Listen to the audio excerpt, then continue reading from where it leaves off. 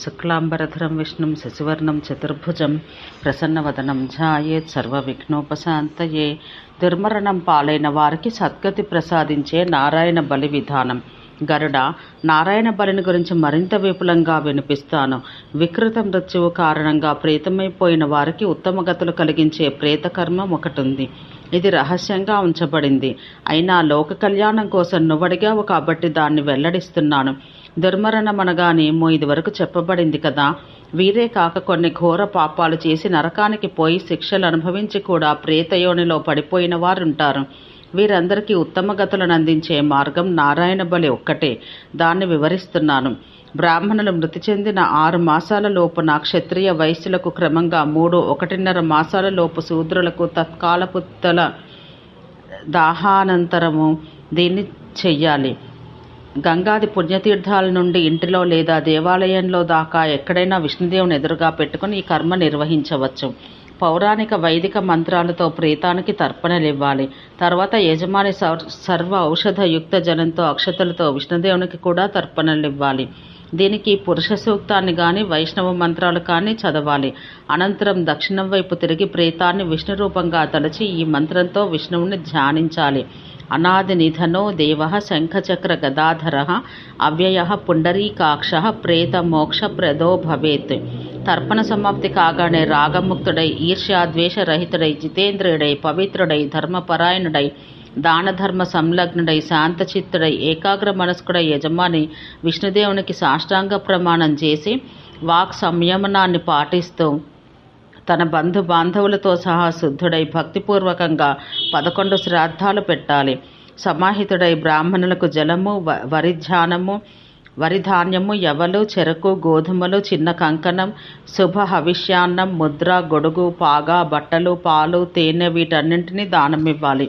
అలాగే వస్త్ర పాదుకాది 8 పదదానాలు కూడా పంక్తి భేదం లేకుండా అందరు బ్రాహ్మణులకు ఇవ్వాలి.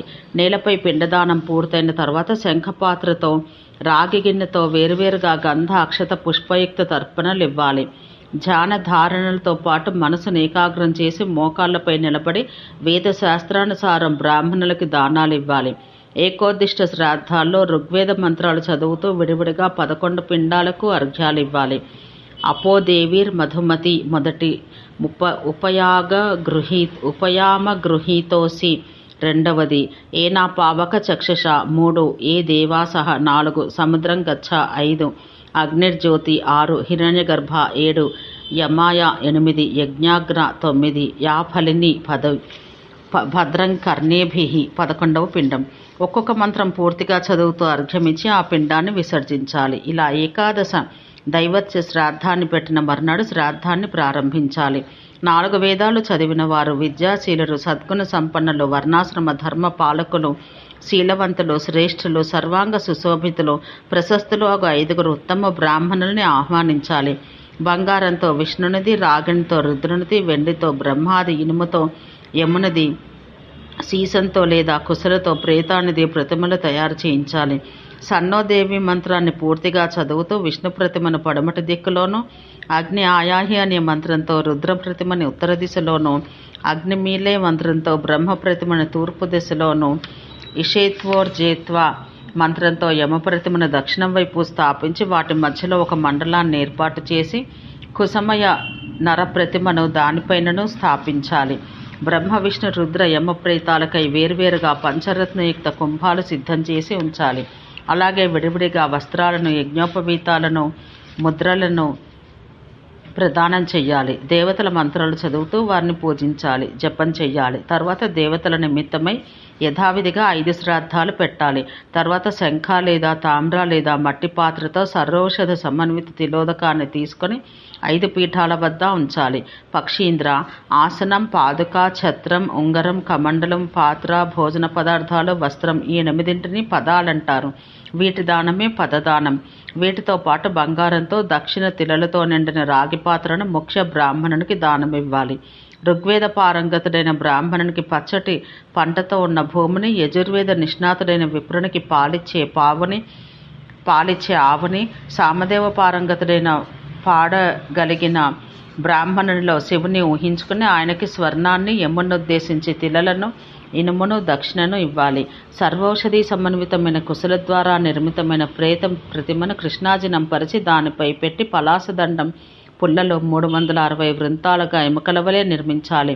తల భాగంలో 40, మెడలో 10, ఎదపై 20, కడుపుకి 20, భుజాలు 2కి 100, కటికి 20, తొడలకు 100, జంఘలకు 30, లింగానికి 4, అండకోశాలకు 6, కాలివేలకు 10 వృంతాలు కేటాయించి కల్పిత ప్రేత పురుషుని అస్థిపంజరాన్ని నిర్మించాలి.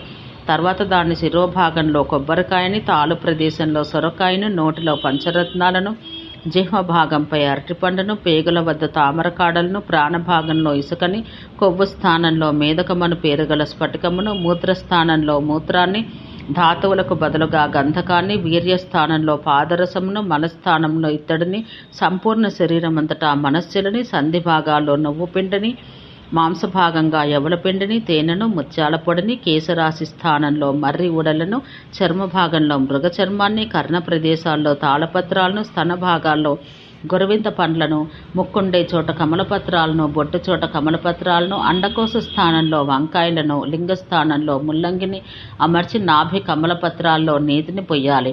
తర్వాత కౌపీన స్థానంలో త్రపువుని, 2 స్తనాల వద్ద ముక్తాఫలాలని, తలపై కుంకుమ లేపనాన్ని, కర్పూర అగరు ధూప సుగంధిత పుష్పమాలల అలంకరణాన్ని ఏర్పాటు చేయాలి.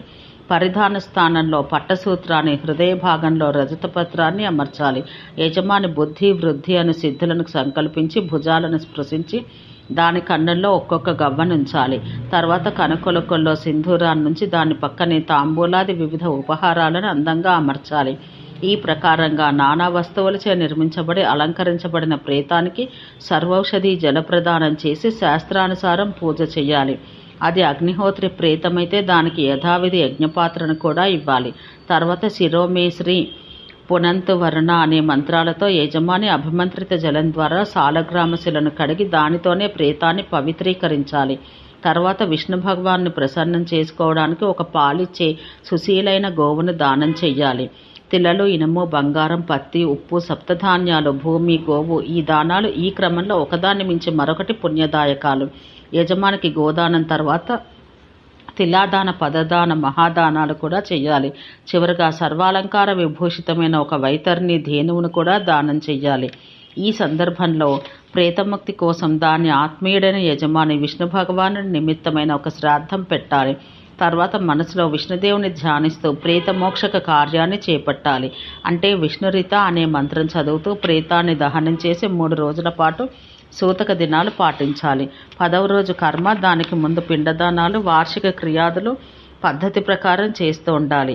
ఇది ప్రేతానికి ముక్తిని కలిగించే మానవ ప్రయత్నం. ఓం శాంతి శాంతి శాంతి.